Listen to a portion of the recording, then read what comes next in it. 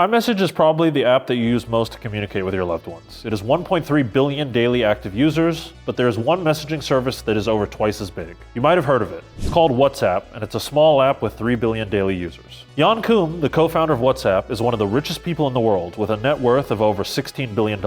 But what's more fascinating is the story of his journey to get there. From an early life of hardship in Ukraine to developing one of the most widely used communication apps on the planet, today we're going to dive into who Jan Koum is, how he created his massive net worth, and what new and exciting things he's doing today, including his new secretive investment fund called Newlands. Hi everyone, my name is Praying for Exits. I run Exits Media, a social media platform dedicated to founders, entrepreneurs, cool stories in the technology industry, and broadly venture capital. I run an Instagram page, which is one of the most popular Instagram pages dedicated to venture capital in the world. You can check it out here. And I also have been investing in technology companies for the better part of 10 years. Big companies that I've invested in include Anduril, Varda, Pinterest, and many others you might have heard of. I've invested in over 100 of these companies at this point, and I spend most of my free time basically talking with entrepreneurs, working with them, and finding new and interesting companies to invest in.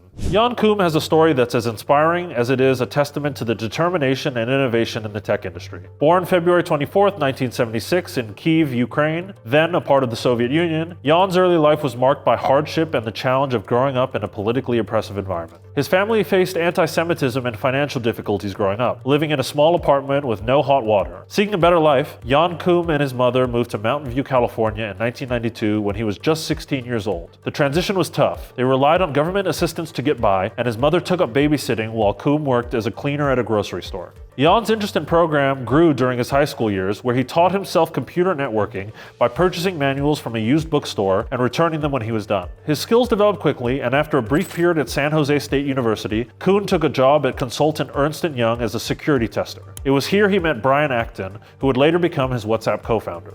Before WhatsApp, Koum and Acton worked together at Yahoo as engineers. After spending nearly a decade at Yahoo, both felt disillusioned with the direction the internet was taking, dominated by ads and lacking user privacy. They left Yahoo in 2007, taking a year off to travel and unwind while contemplating their next move. In January 2009, Koum bought an iPhone and realized the potential of the then nascent App Store to launch a new type of messaging app. This idea then evolved into WhatsApp, a platform that prioritized privacy, simplicity, and the user experience above all else. WhatsApp was officially launched in November 2009, and it quickly gained traction due to its unique approach to messaging, which used the internet rather than SMS, thus avoiding SMS fees. The app's user base exploded, eventually catching the attention of Facebook. In 2014, Facebook acquired WhatsApp for $19 billion, making it one of the largest tech acquisitions in history at the time. This acquisition instantly turned Jan into a billionaire. More recently, Jan has moved into the venture capital world through his secretive fund, Newlands VC. It is a global investment partnership led by Michael Abramson, a former Sequoia partner, and is headquartered in Dallas, Texas. Despite its low public profile, regulatory filings reveal that Newlands VC is a financial powerhouse with close to $10 billion in tech-heavy public equities and venture capital into early-stage startup investments. The fund is seen as a vehicle for deploying a portion of Koum's estimated $16 billion fortune, managing a diverse portfolio that includes significant positions in Meta, Tesla, Alphabet, Amazon, and DoorDash.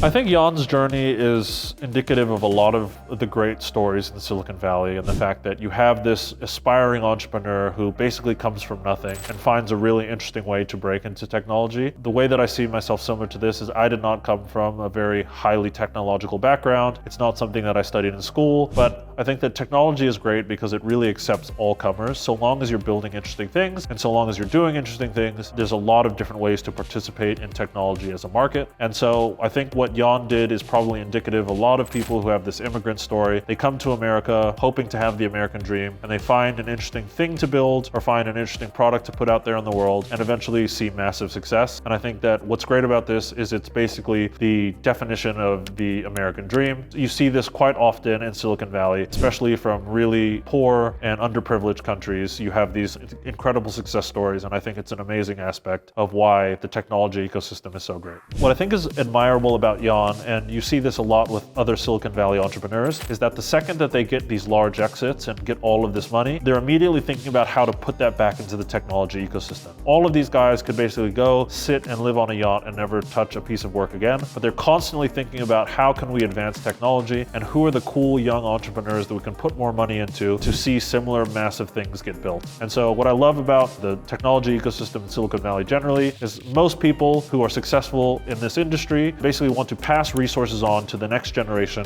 to see other incredible things get built. So there you have it. That's the story of Jan Koum and his incredible journey to success. We're all excited to continue to watch and learn from his next move and can't wait to see where it goes. Here on Exits Media, we put a big focus on founders and their unique stories. If you like this video, please make sure to check out some of the other videos touching on other founders, startups, tech stories, and the wide world of venture capital. And please hit that subscribe button as it helps us with the algorithm and you won't miss an upload. See you on the next one.